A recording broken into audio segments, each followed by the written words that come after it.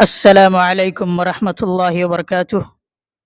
الحمدللہ مسجد محمدیہ اہل حدیث قدوس نگر میں سمر کلاس بچوں کا رکھا گیا ہے 1 مہینے کے لیے، جو سمر کلاس 1 مئی 2023 سے شروع ہوا اور مئی کی آخری تاریخ تک انشاءاللہ العزیز چلے گا، جس میں تقریباً 40 سے 50 بچے اور بچیاں شریک ہیں۔ پوری طریقے سے مختلف چیزیں الحمدللہ پڑھائی جا رہی ہیں، اس میں قرآن کی صورتیں ہیں، حدیثیں ہیں، اسی طریقے سے جو ہے رات اور دن میں سونے کے اور جاگنے کے جو بھی آداب ہیں، طریقے ہیں، اور بھی اسلام کی جو بنیادی باتیں ہیں، عقیدے کی، سیرت کی، الحمدللہ وہ بچوں کو بتائی جا رہی ہیں۔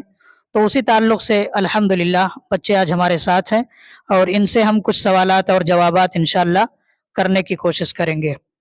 سب سے پہلے رضوان، آپ سے سب سے پہلا سوال یہ ہے کہ آپ یہ بتائیں کہ قرآن کی سب سے پہلی سورت کون سی ہے؟ سورۃ الفاتحہ۔ جی، سورت الفاتحہ کے کوئی 5 نام بتائیے۔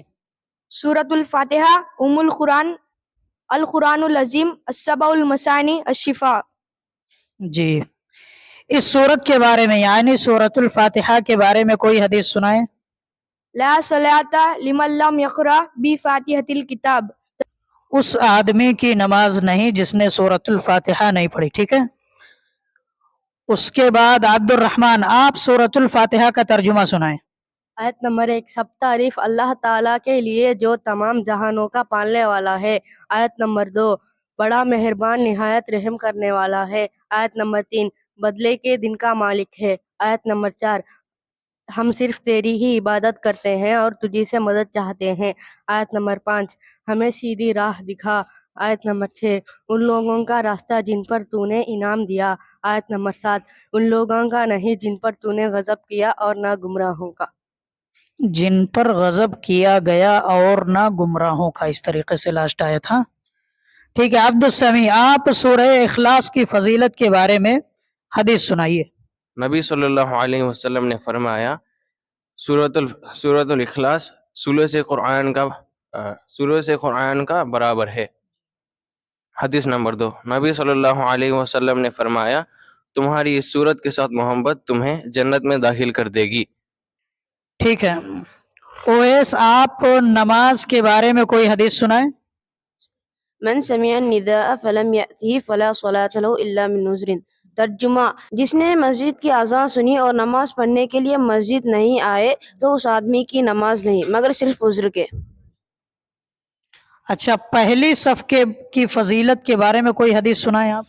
ان اللہ و ملائکتہ یصلون علی الصف الاول۔ ترجمہ، بے شک اللہ تعالیٰ اور اس کے فرشتے پہلے صفوں والوں پر دعائے خیر کرتے ہیں۔ جی بے شک۔ اس کے بعد اذہان، آپ جنت میں سب سے عظیم نعمت، سب سے بڑی نعمت کون سی ہوگی؟ جنت میں سب سے بڑی نعمت اللہ کا دیدار کرنا ہوگا۔ جی، اللہ کا دیدار کرنا جنت میں سب سے بڑی نعمت ہوگی، بالکل۔ اس کے بعد بندوں پر اللہ تعالیٰ کا حق کیا ہے؟